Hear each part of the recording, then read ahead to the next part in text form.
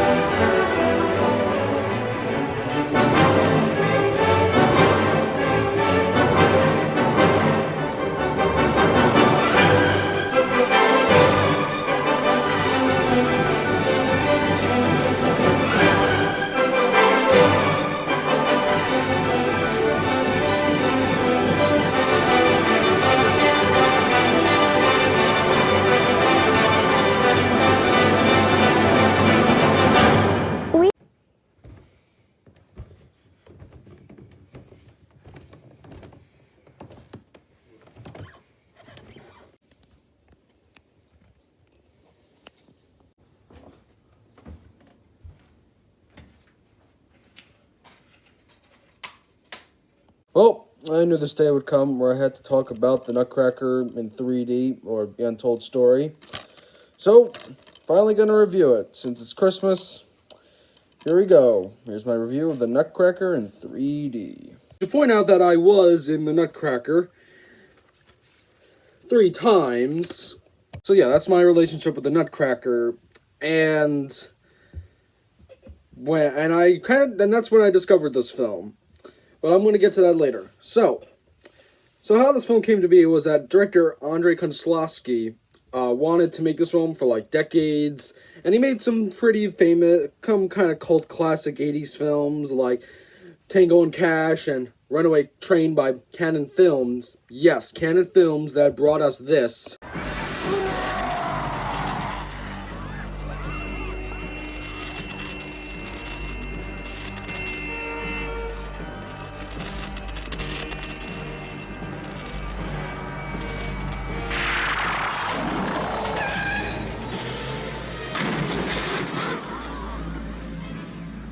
Where is the woman? Give it up, you'll never find her. If you will not tell me, I will hurt people. Well, and just to imagine a parallel universe where Cannon Films made the Nutcracker in 3D. It would have been appropriate timing. I mean, the 80s was a time when 3D was a popular thing. But man, Cannon Films does the Nutcracker. Cannon Films, the people that wanted to turn Spider-Man into a spider creature. Alright, so if I am going to talk about this film, I have to just go through, talk about the entire thing, like, every single thing that happens in this film. Because this movie, there's so much to talk about. This movie is definitely, like, the Room of Christmas movies. But, alright, so, to start off, Sigmund Freud shows up in the film.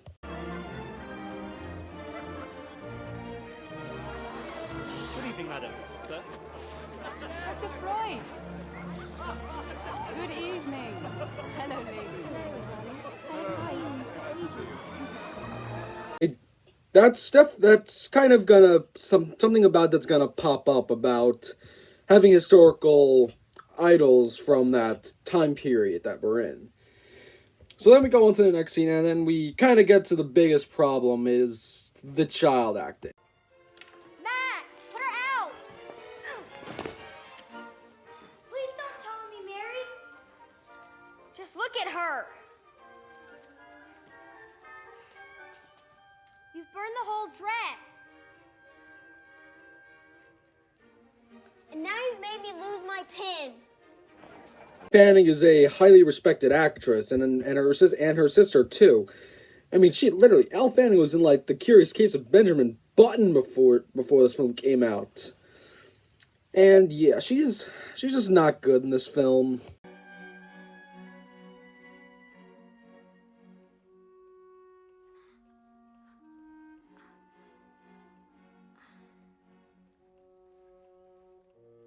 Look what I have. My father's magic pebble. It's just the director, Andre, just did not give her, like, anything good to do. It's just bad directing. It's not really her fault. And I think, I actually really, I don't know how she looks at this film, but it definitely is her weakest role. And also, Max, her brother, I know, they actually changed the characters' names for some reason. From Marie to Fritz, and then it's Mary and Max. Max is probably worse, I have to say. What about Uncle Albert? Your mother and I mustn't be late this evening. Come on, Mary. Max! Max! I'm stuck in here, help! Max, what did I tell you? Can't you listen to me for once in your life? Come on, up! Finally, a motorbike. I've no idea. And same thing with him, he probably did not get any good direction in this movie. Did the director really help you to know how to play this character? How did it help you? How did he help you? He wanted everything perfect, and it turned out perfect. All you had to do is do what he said, right? Yeah. Perfect. So, a positive I really do have to give out to this film is that I actually think this movie looks really beautiful. It's such a nice-looking film. I actually do like the Christmas glow feeling to it, and just all the fantasy looking of it.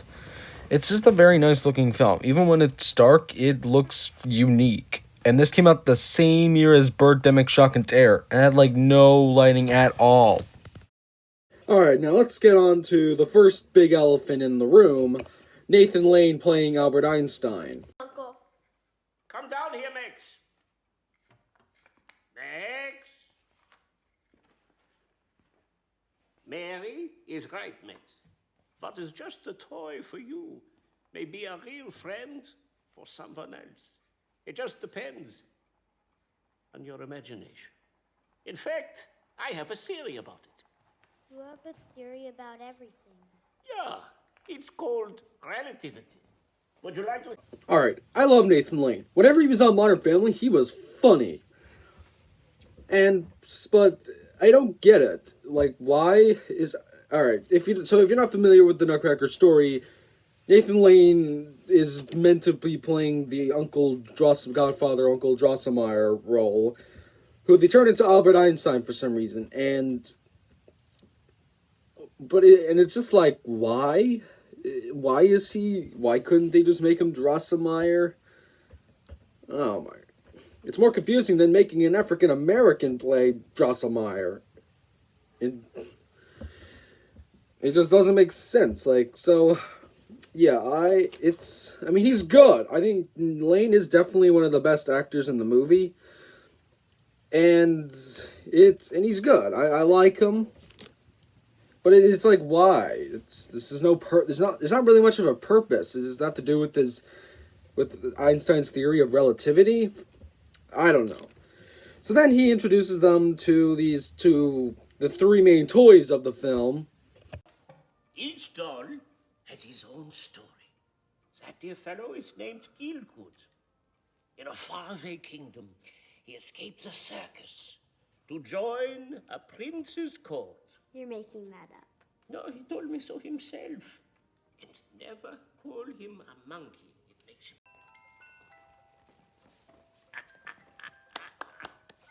him... Who's the fat guy? Shh! You'll hurt his feelings. That stinker. He's very sensitive about his weight. Well, I'm sure he just needs someone to play with. Yeah, that's his job. Sticks. He's a most promising young drummer, but he plays so loud sometimes. Chimpanzee, a clown, and a Jamaican drummer were very popular in Vienna. They were popular as fidget spinners. So then he shows the Nutcracker. They called him NC for the cool kids, and I don't really think he looks creepy. And so then Max, well, as in all the plays, he breaks it stupidly, and it's always because he puts like too much nuts in there or puts something that's not a nut. And then a John Turturro rat shows up. Okay, we're gonna get to that later. But then we kind of get to another big problem of this film, the music. So yes, they thought it'd be a good idea to put lyrics into Tchaikovsky's music. Brilliant idea. So we're wondering, who did they get to write the music? Well, Tim Rice. If you don't know who Tim Rice is, he's kind of a big deal in the theater industry. He wrote music for a lot of Disney films, Jesus Christ Superstar, and he wrote a song for Roma. Yeah, Roma. He wrote a song for Roma. Okay, so how are the songs? I think they're a bit hit or miss. I like all the songs with John Turturro is great, but the songs with Nathan Lane are not great. And there is this one song with Elle Fanning that I do like, but my God, most of these are not written well. They're offbeat and all that. I don't think it doesn't work. They really just should have left it. They just really didn't need it. I also have to bring up how the music is like there's not that many there's not much great choreography. It's basically there's a bunch of stuff I have to say, because whenever there's a song scene, it's like not a big there's like no big dance number or something. You can tell by this one shot from the movie. These are those, what is real, what's ideal, what to feel, no one really knows. Fantasy comes and goes, black is white, day is night, so you might turn your highs to lows.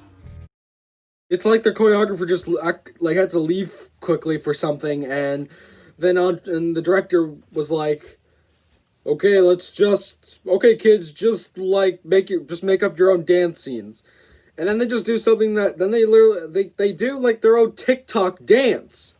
Yeah, they're doing a TikTok dance before TikTok even happened. All right, so then we get to the part where the Nutcracker comes to life and grows big, and I don't get how he becomes big. He just falls on some pillows, and he becomes... Okay, I can't... Oh my God, I'm getting too frustrated over this film a bit. But anyway, he becomes big, and he needs... Basically, and like Elle Fanning, he is like... her reaction is just like... Makes no sense. I don't get how she's like... Not screaming, and she doesn't even think it's terrifying. But to be honest, they try to make him, the Nutcracker, kind of less terrifying. I mean, he's always, Nutcrackers always just look like bunch of bearded guys. So they may want to make him more kid-like.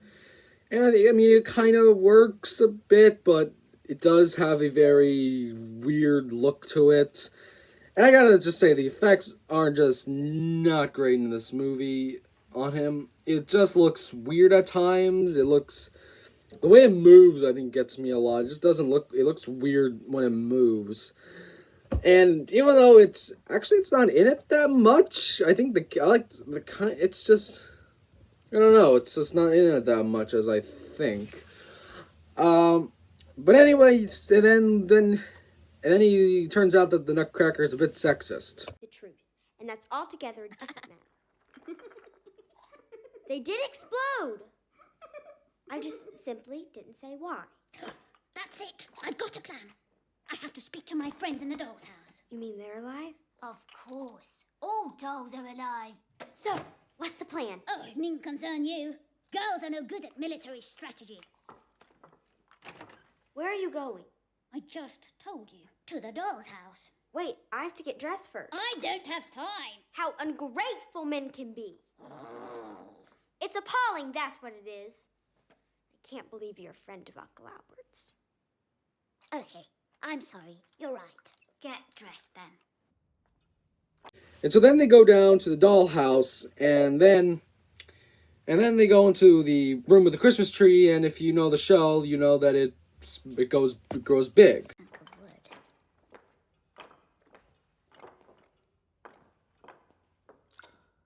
You might find it a little changed. Are you ready? Yes, I'm ready.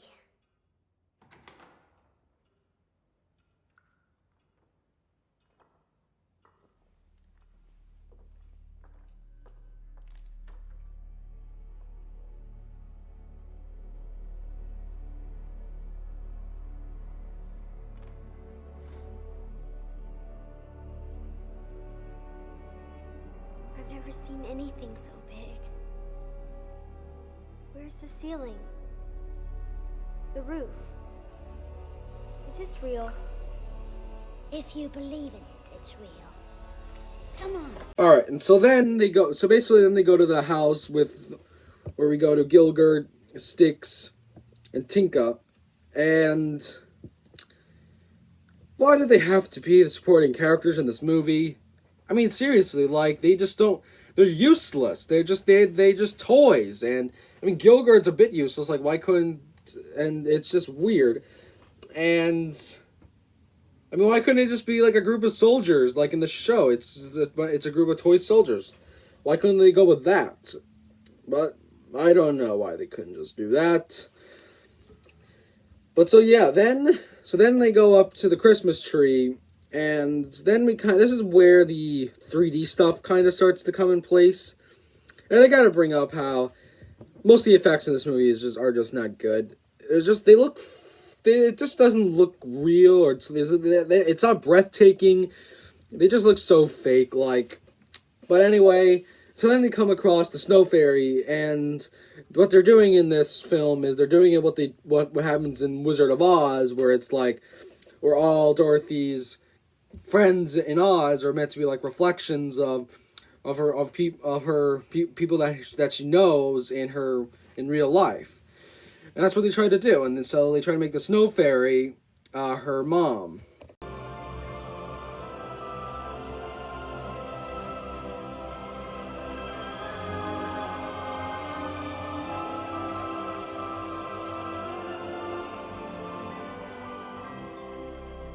Mother. I've been waiting for you. What took you so long? It was Andrei Konchalovsky's spouse, and not good at doing an American accent. That's meant to be an Austrian accent. Yeah, I have to also bring up how this movie does not know what accents to give him. Like, Richard E. Grant, the father, he's just talking British, and his brother, who was meant to be Albert Einstein, which I don't know, I guess Richard E. Grant converted from Judaism, and Mary Max and the mother, they have an American accent. Yeah, I don't get the logic. Like, I can't be getting so over, like, accents in a, I just can't. But yeah, she's just, again, not good at doing an American accent. I have to deal with the others.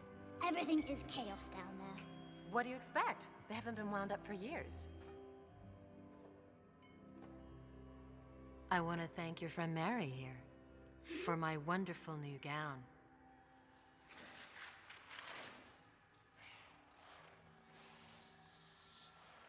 Perhaps it needs a little tuck here to have a better shape. Let me see.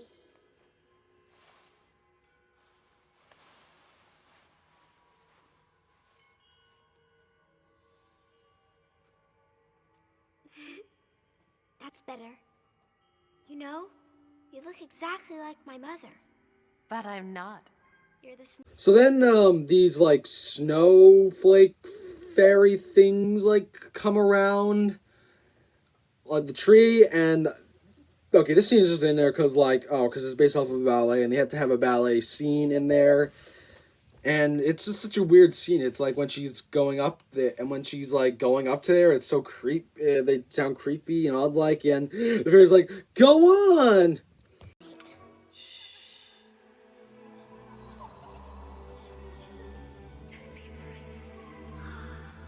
Aren't they beautiful? Oh, yes. You can join the dance if you like. But I can't fly. How do you know if you've never tried? Get on with it. Go on. Come on, Mary. Follow us.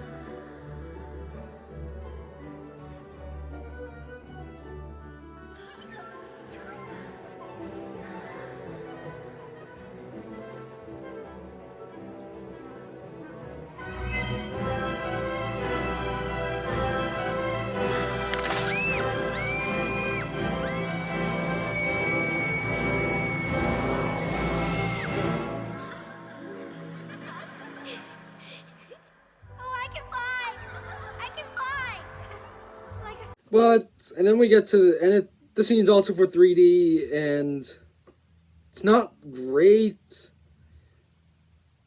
It's fine. 3D in this movie is just not that breathtaking. Even though, and again, I kind of watched this movie. I watched this movie flat, because if you watch this movie flat, it's called the Untold story. But anyway, then the fairy tells her that the Nutcracker is basically a cursed prince, and that if she believes, then she'll turn back. Then the Nutcracker will turn back into the prince, and she does. And then this is a kind of a part, something I gotta point out here. So when he turns back into the prince, then you can kind of see where like most of the budget couldn't do, because you can only see his hand turn back, which looks like a really awful effect. Like, jeez, Buster's hand from Arrested Development looks more realistic than that. And yeah, that's the only time that they show him turning human. They just cut away. It's kind of funny. And you definitely tell that's where the budget ran out. It's kind of funny how the Nutcracker is voiced by a girl, and this is played by a boy. And I have to kind of point out that the boy that plays the Nutcracker Prince, he is actually, I think he's definitely the best out of the three child actors. He's not great or good. He's just passable. I think he's all right. And so then they have also another like big dance number, and that they just kind of leave. And then I have to say this is probably my favorite shot of the film. It just has like that storyboard feel to it. It just feels a very cinematic version of the Nutcracker. Okay, guys. So now we're getting to the part where shit hits the fan for this film. This is where we get to the big elephant in the room. The rats.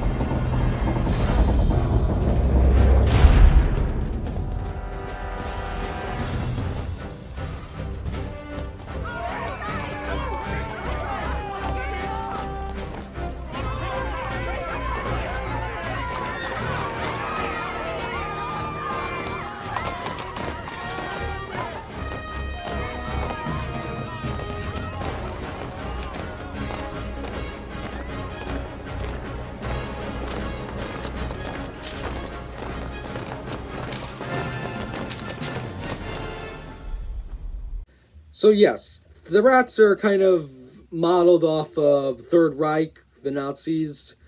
And you might be thinking to yourself, well, why? I mean, a lot of other films have used the antagonists to use them to make them look like the Nazis and all that. Like in Star Wars. But, alright, listen, I kind of agree. I really don't get too worked up over that. They kind of look like a bit like Nazi rats. But it's the thing that really gets people is the scene that's gonna follow soon.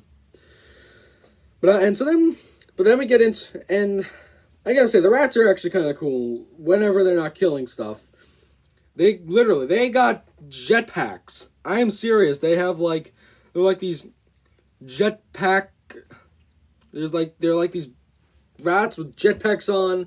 It's like they got motorbikes, and they got like literally. How it's the way they come in is like insane. They come in through drills. I don't even get how that happened. I mean, jeez. But so then we get to the best actor in the movie, John Turturro. You please, you're too kind. And I'll let you in on a little raté secret, my greasy terrorist little friend. Soon, only us rats will be left. And we'll have an empire that will last 1,000 years. I don't care what he thinks of this film or if this is his weakest acting. I love him. He is chewing the scene every time he's on. I think he's great. He's so over the top. He's like the perfect villain. Even though his design is weird, it looks, for some reason they made him look like Andy Warhol and they put this like wig on him. And then they do this weird parody of the Dark Knight for some reason. Such a pity. It's all so unnecessary. As someone who abhors violence. Yes. Oh, so hard-headed. You humans.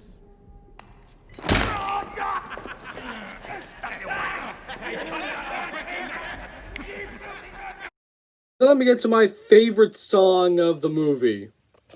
But humans just couldn't do it. Ran the world so badly that they blew it. Far too bright and breezy, far too free and easy. Freedom makes me queasy. Now's the right time for that fall. Ah! 2, 3, 4. Welcome to a Stygian era. Darkness web rodents seem much clearer. Days eliminated, sunlight's overrated. Discipline created, red-wing policies for all. So, humans, sunshine like we can't stand them. Radish rules, quadri-rat demonstrandum. Glorious and gloomy, destiny runs through me. And the lights go out, the lights go out, the lights go out! I don't know. I kind of like it. It's so fun. I like it's like all jazzy and all that, and it's like, and this is definitely the best choreographed music number in this film. I don't know. It's kind of funny how they're all dancing, and I can't get enough of this scene. And he kills a shark. Our king finds out that the Nutcracker has been turned back into a prince, and then goes to his mother, the Rat Queen, played by Frances de la Tour, and also plays Mary's housemaid. Oh, you're welcome. All right, children, supper time. Oh, wait a moment, I have something else to show you. That means you too, Professor. Mary. Okay, yeah. I don't get it. Like, wait, does Mary really see his mother as a, like, his housemaid as a freaking dictator? What? Okay, the thing about in Wizard of Oz why it worked is because, like, how the Scarecrow, Tin Man, and Lion were like reflections of the farm boys that Dorothy was friends with in Kansas, and Gwenda resembled her mother, and the witch was a reflection of Miss Doss, who wanted to take away the dog, and the wizard was a reflection of the fortune teller, because it was done appropriately, and this just makes no sense. You're just plotting the characters that are familiar with Mary in the movie, and also the butler, other housemaid, is also like the maid for the Rat Queen. It makes no sense. It's, my God, this is a very long review. I said there's a lot of shit to cover in this film, but again, I like her in this film. She's kind of She's good too. And yeah, I like her. I like this weird performance that she puts on. Turn up your hearing aid, for crying out loud. Do you want to ratify the world or not? Come to Mama.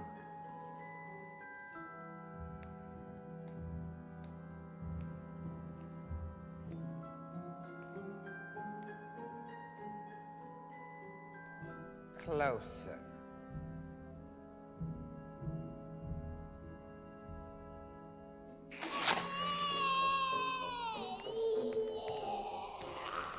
Be a rat! I'll put a new high-grade curse on that little runt, and then maybe one of your stupid soldiers can grab him! You bit me! You bit me! Get out! Make it stick the next time, will you?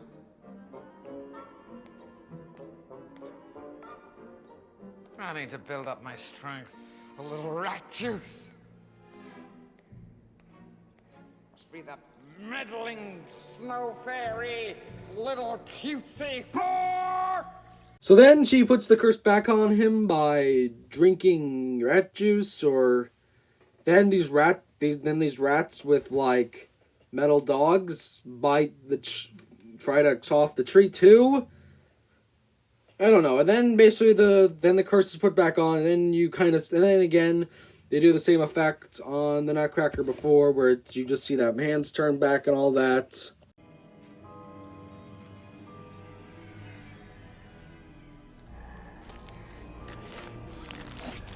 What's happening? The spell's back on. How did they find out?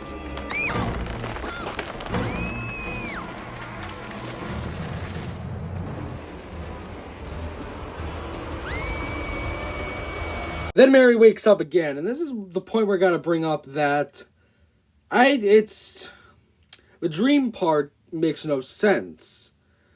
Like, it's so, at the end of the film, it's confirmed that it was a dream. But then, like, alright. So then, when the Christmas tree falls, it actually falls when not in the dream, in real life, and it looks like it was been down by the rat dogs. And before, Mary's maid came back in when he heard the kaboom with the pillows. And it's like they can't figure out, is this a dream or is this also happening in the real world? Because then when the tree falls, she like wakes up. It's so weird. It's like if in Inception, when the dreidel is like spinning, you notice how at the end and then you see it kind of like it's starting to knob a bit. But so imagine but then it keeps going, and then just like keeps spinning more and everything. Oh, so then it is a dream, and then it just like stop, and then it just like falls down. So it's like, okay, it was not a dream. It's like they couldn't make a decision, or like they just forgot. They just did not think that through. So the parents basically they don't believe Mary. That basic cliche, and they don't believe her, and then they bring up something about Sigmund Freud. I guess that's what it was building up to. Even though he has like no purpose in this film, and then all of a sudden, we definitely have definitely one of the good songs of the movie. Not even trying. They simply say, "Come what may." I'm lying, but on reflection, I'm simply different. And so then Albert Einstein uses his psychic abilities and just thinks that everything is not fine at Mary's house.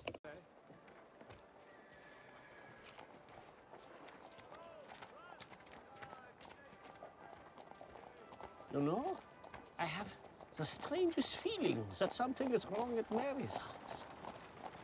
I'd better check. So when it comes over, we get to what is probably the worst song of the movie, hands down. Has it really been so long since you've been a child? Don't you remember? There was a boy whose pocket contained one special treasure. A precious pebble worth much more than any diamond. Holding the pebble, he was king.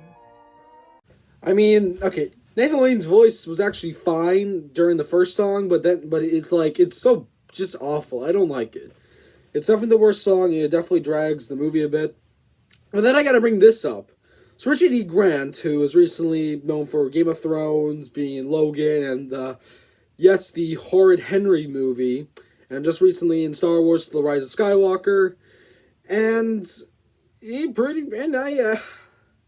freaking tears up because he's like broken about his pebbles, and like he gives like a very emotional performance. It's kind of funny that how his emotions that start flying. It's almost as emotional as what he thought about Star Wars: The Rise of Skywalker. Everything distraught, he used every last resort. He searched long and hard, in short, he failed. And how he cried, his dreams had died, his enchanted world forsaken. But sadder yet, the young forget, and all too soon his life was overtaken by grown-up toys, by grown-up joys. He grew serious and grand, and that stone left alone, abandoned on the sands of childhood.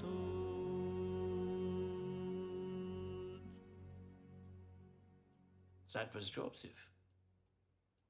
And he was just a year older than Mary is now.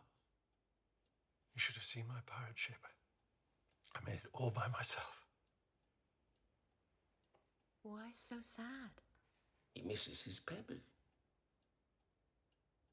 Don't you wish you had it back?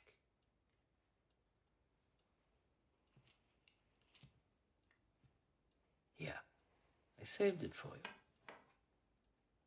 So then the Nutcracker comes back and grows back to human size, and then this scene happens. I don't know why nobody thought this through, but Max wakes up, and this is what happens. Like, this is literally his reaction. Max, you're a soldier. What rank are you? Captain. Captain Max, do you want to join the fight against the Rat Kingdom? Yes. Good, because we need some real fighters to defeat the Rat King. There's a real Rat King? You didn't believe me. You didn't believe your sister? No. Now, are there any weapons that aren't broken?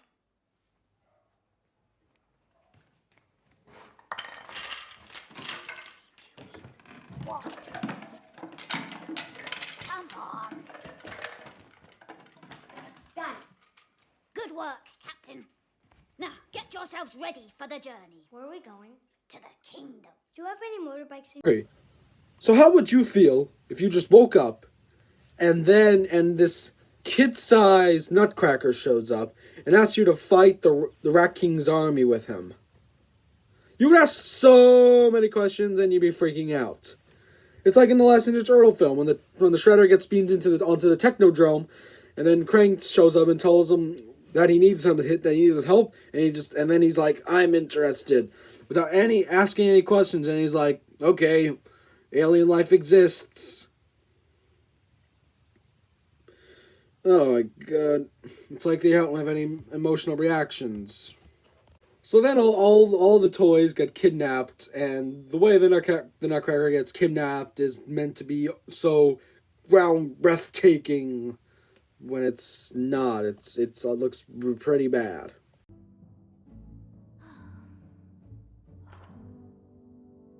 What's this?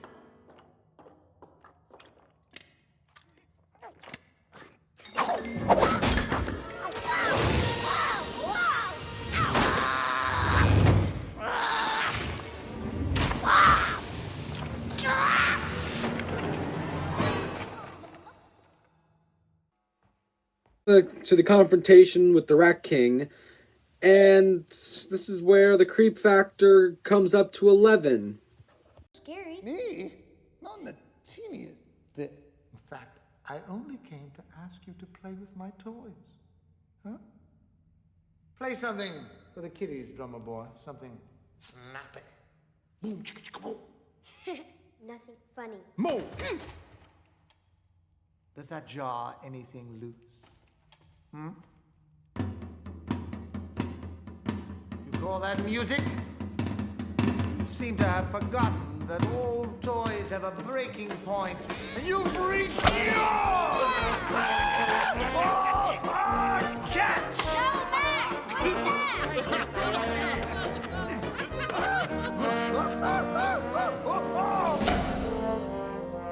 You might feel a little lightheaded at first.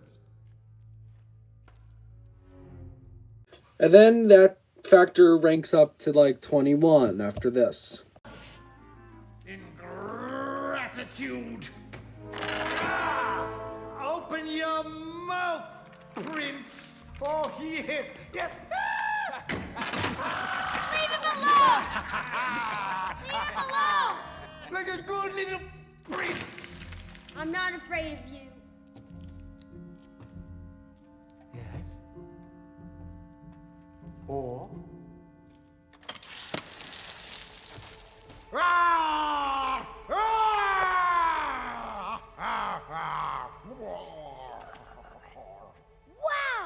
Can you do that again, please?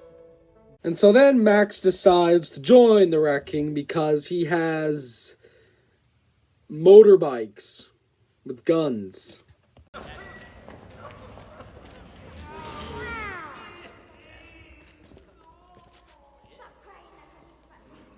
Look at these machine guns! Awesome hardware! Wow! This is amazing! It's just unbelievable. Wow. Can I drive? Anything for boys who break toys. So Mary and Gilgert are left behind, and they find a way to get back in to get to basically the Nutcracker city by going through a magic window portal. There it is. Just a mirror. Here, help me with this.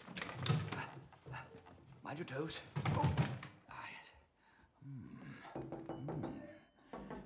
No, not just any mirror. How do you do that? Remember what your Uncle Albert used to say? That which seems beyond our reach may in fact be close at hand. We just have to step through. I've been there before, miss. Allow me to lead the way.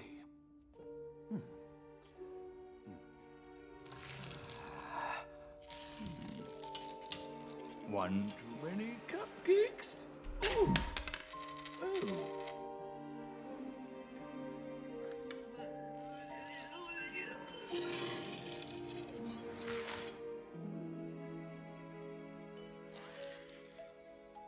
Come with me.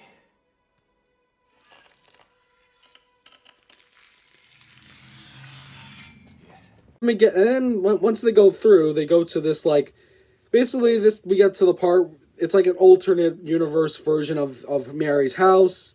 It's all torn, and so then a rat soldier finds them and starts chasing them. Then they go back into the mirror and hide, and then Gilgert literally does this. This looks familiar. Yes, miss?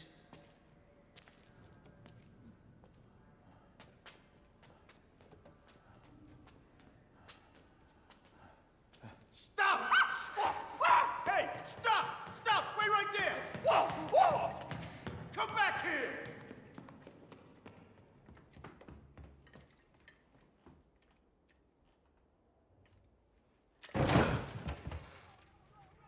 Now, wait a second. Where did they go?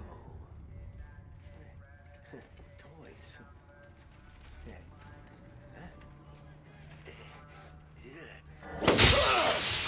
Yeah. Oh!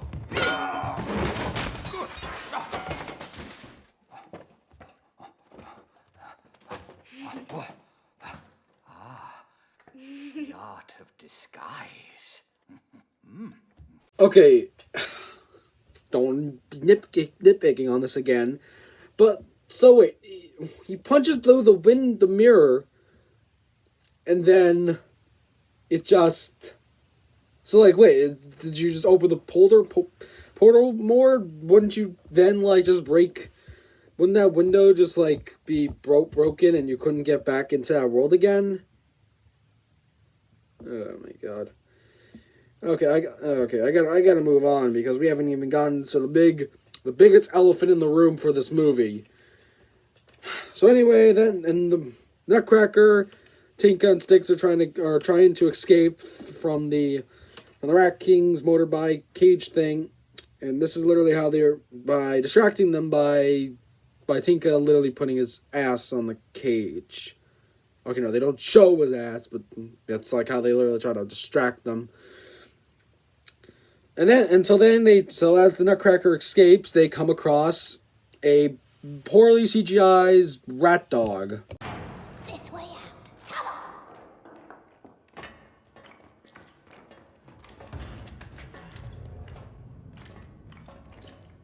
I'll go and see where we are.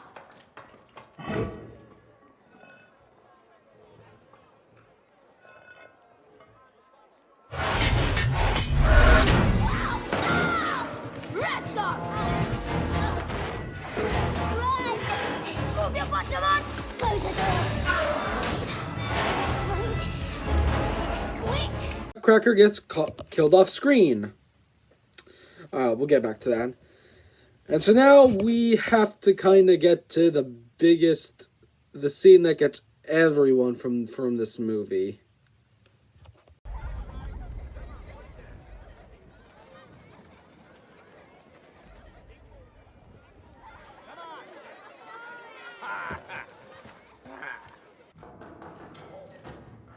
Finally, we can begin.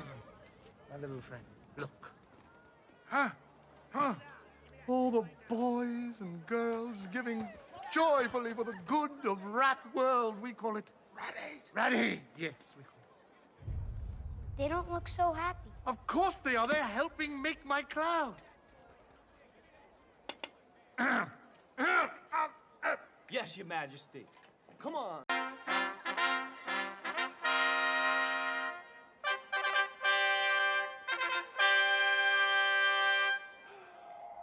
This is a day so joyous. We are bursting with glee and pride. Those who would once destroy us on our side are ratified. Sing and emote with passion. It's the darkest of partnerships. Good guys are out of fashion. Empty glimpse. Read my lips. Rats.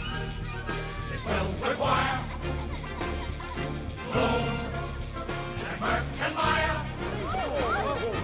Don't be afraid. Which in short is what I say goes. We are all rodents now. Heed the call, make the vow to oppose. The slide is glint of light. Ratification.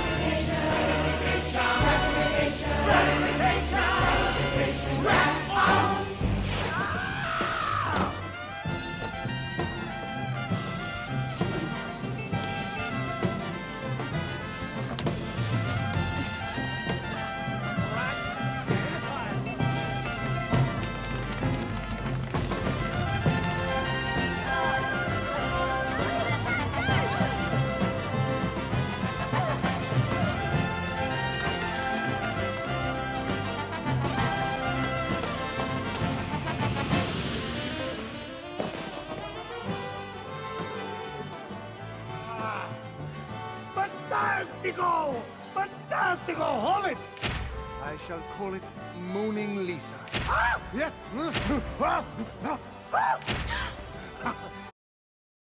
Yep, they actually took the Nazi imagery that they had with like you just thought it was just gonna be that with like their fat with having similar clothes like how they did in the Star Wars. Nope, they really went far. They put the Holocaust stuff in there where it's like the toys are basically the Jews. It's oh yeah, it's like it's a bit jarring. Oh yeah, it's because basically it's explained that there's a big dark cloud over the city, and basically he needs the toys to block out the sunlight. That's what it's basically used for.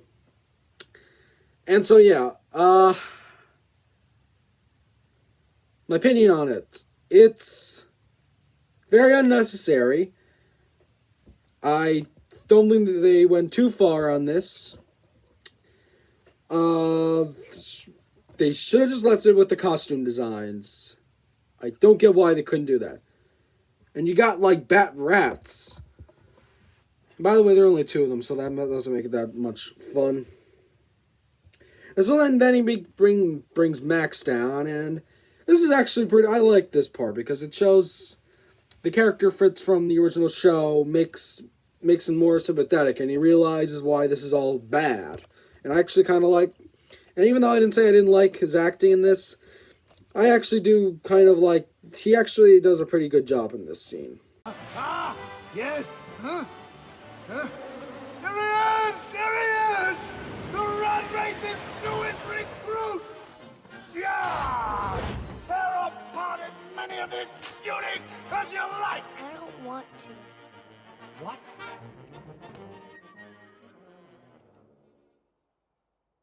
Am I hearing things? You don't want to break toys anymore? No one should break another kid's toys. No one should break another kid's toy. You're not a rat, boy! You're a wrong boy! And I want to go home. I want my sister. Lock 'em up! Don't worry, she'll be joining you soon. I know it kind of does turn into the witch, the line in the wardrobe. I kind of pronounced that wrong. But yeah, I like that bit.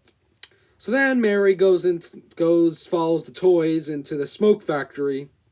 I forgot to mention that part. They literally have a smoke factory where they have like slaves working there, and which is okay. They don't really kill people.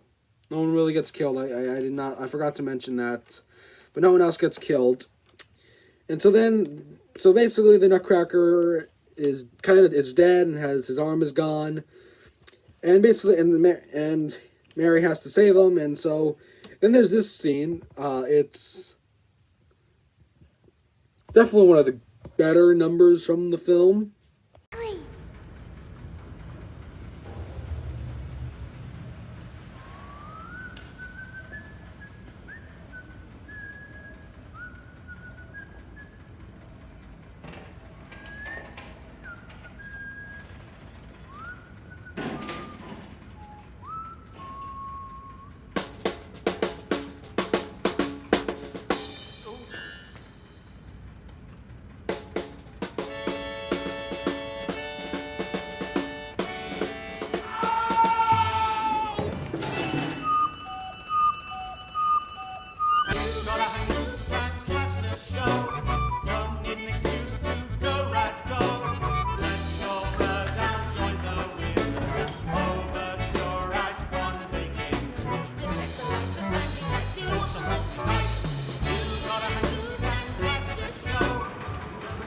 I kind of think it's fun. It's not hurtful. I think it's a little bit charming. So then Mary saves the Nutcracker from being incinerated, and basically he's dead. He literally his arm's off, and then the Snow Fairy comes in a ghost spirit form, and then she's like, I can't wake him. Please help me. You have to. The last time their power overwhelmed me. So this time, it has to be you. how? do? It's like funny, she just goes, he's like, I don't know. But anyway, then basically the Nutcracker comes back to life because of the power of love, and for some reason his arm is back on. Okay, I can't get too much into it. Alright, let's get on to when the movie gets actually pretty good.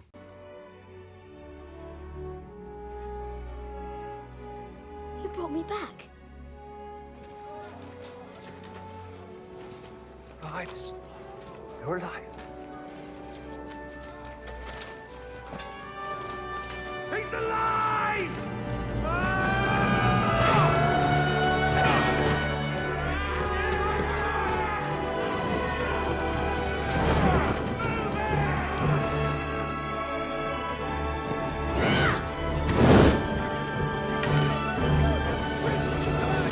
So we don't know how long they've been slaves in the factory, but suddenly they get their courage to just start fighting the rats just because the prince's turn as curse is lifted. Like literally, then they just like start fighting, and then they win. It's like you could have done it at first. It's like why? And this movie is literally just pure action. It's just a bunch of action scenes. It's got where the bat rats are used more. You see more of the 3D, which is like, I mean, it's not alright. The 3D isn't like how Robert Rodriguez did, where it's just like, ooh, this is coming at your face, or even in Jaws 3D, where it's like,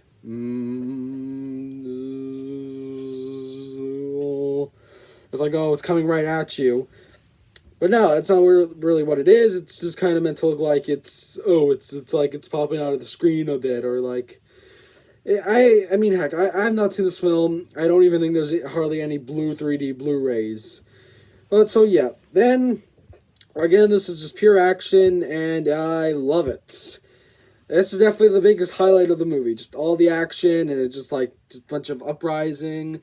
It's kind of like, I guess, the third act for Indiana Jones' Temple of Doom, where all the kids are like fighting and all that. That's kind of that's kind of how it ends like, and then we get to the biggest part where it's that the Rat King has like this big helicopter chicken looking thing, but it's a helicopter with legs. We've come up the wrong tower. Come on, do it for Mama. That a boy.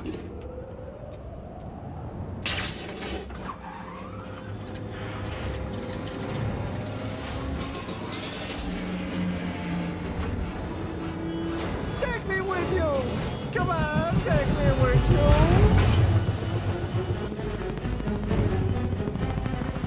We've got to stop this thing. What's the rating for this again? 0%? Can you lift that to a 10? Because, like, you don't get that often in movies, alright? Okay, did It's a Wonderful Life had helicopters with legs? No, it didn't. This movie does. I cannot express how much I freaking love seeing it. It's like, how often do we get helicopters with legs? I'm not I can't say that much about it, but that's how this movie ends. This big climax on the helicopter with legs, and they just kind of leave Mary and Max behind. Like, why? Wait, why? They're just gonna literally, and they just start trying to destroy the thing.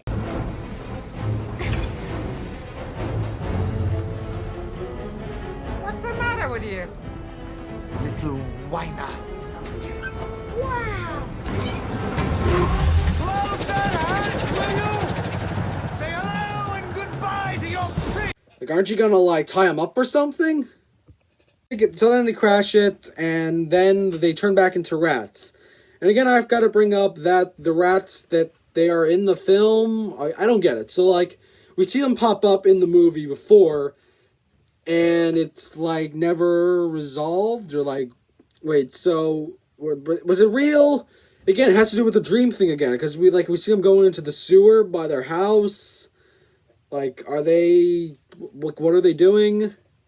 I don't get it. And so then they evolved back into a rat, And then, yeah, then the movie's over. The snow fairy comes back. Literally, she just like shows up again.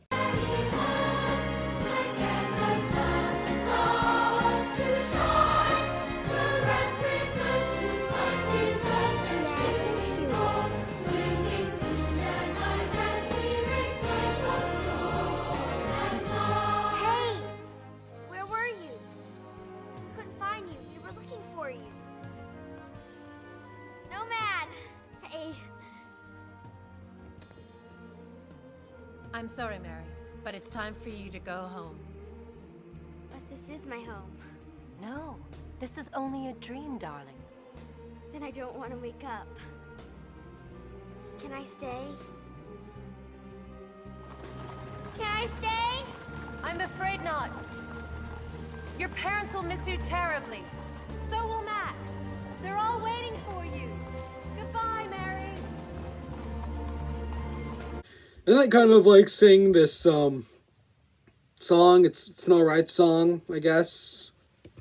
So then Mary leaves and leaving Max behind. Literally, like all we see is just Max like saying sorry how he broke the thing, and we never see him again throughout this scene. Literally, then Mary just goes on that on a like trolley thing and just goes back, and then just goes back to the real world without Max, like leaving Max in the dream world.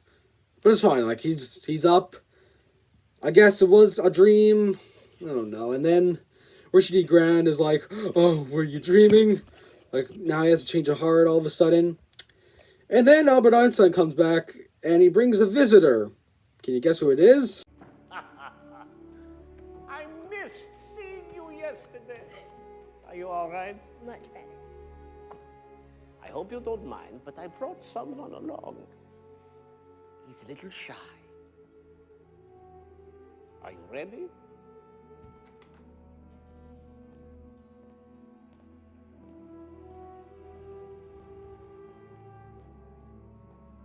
Mary, I would like you to meet my new neighbor, Nicholas Charles.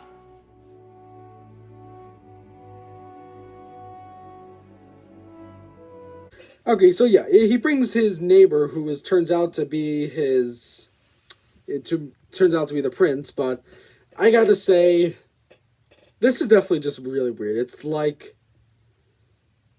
her uncle just brought over a kid so they can hit it off. It's so weird. It's like, how would you feel like if your uncle brought over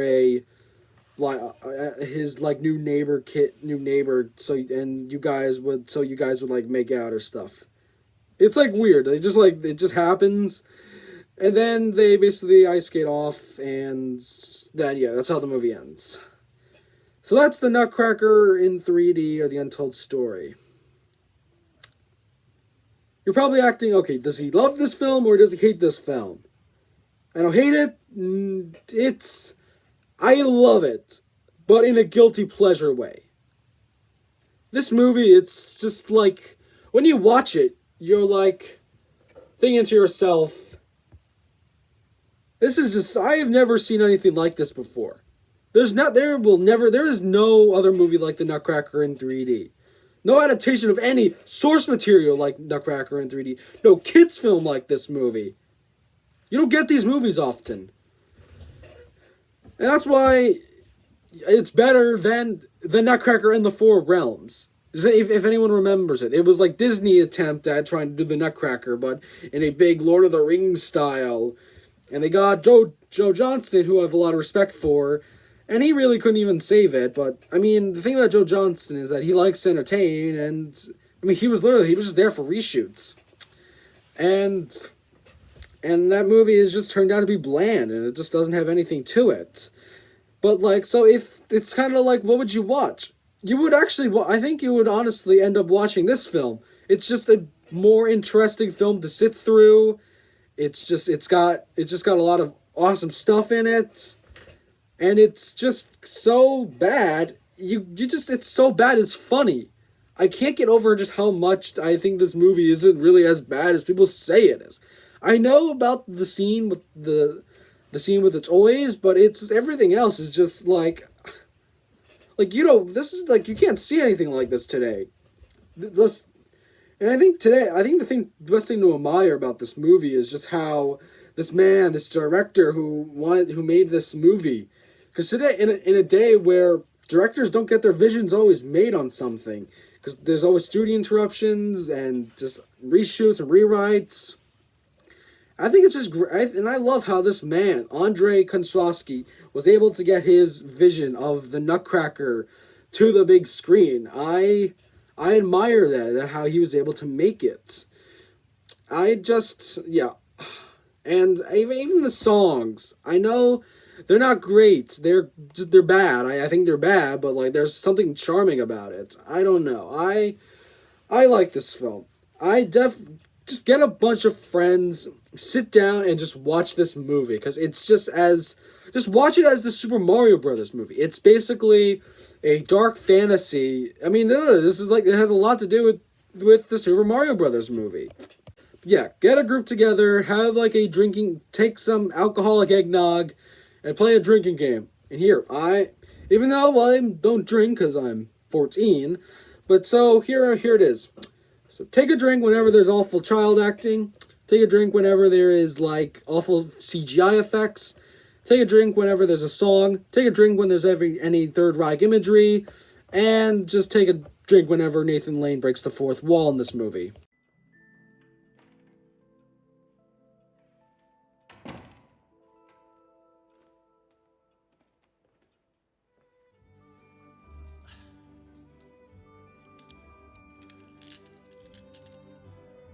I'm so glad I didn't leave the house without my lucky pebbles.